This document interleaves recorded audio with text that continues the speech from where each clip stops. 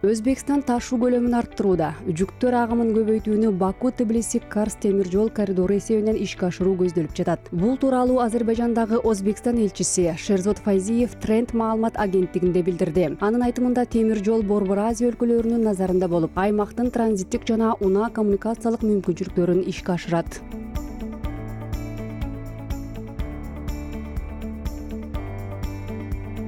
Тажикстан Өзбекстанга жөнөтүп келген электр энергия көлөмүн көбөйтөт. Экинчи жарым жылдыктын башынан тартып экспорт 4 эсеге чейин өскөн деп маалымдайт Азия Плюс маалымат агенттиги. Мисалы үстүбүздөгү жылдын тек айында республикага 417 миллион киловатт-саат электр энергиясы жөнөтүлгөн. Мурда ай сайын болгону 110-120 миллион экспорттолчу. Ошондой эле жылдын аягына чейин Тажикстан Өзбекстан Республикасынан 1,5 миллиард киловатт-сааттан кем эмес электр энергиясы менен камсыз кылат.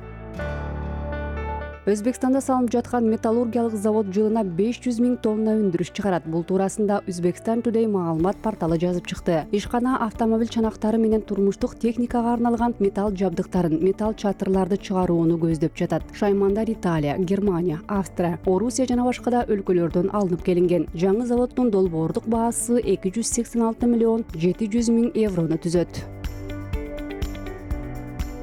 Түркменстанда пахта жыйноо иши башталды деп кабарлайт Түркмен портал маалымат агенттиги. Быйылкы жылы 1,50 миң тонна пахта даярдоо көздөлүүдө. Белгилей кетсек, чарба жумушу толугу менен механизациялаштырылган. Түшүм жыйноо жаңы модификацияланган жогорку өндүрүштүү машиналардын жардамы менен ишке ашырат. Эгин жыйноо ишине 1076 пахта жыйнай турган комбайн ишке кошулган. Бул 2016 жыл менен салыштырып караганда 2,5 эсеге көп.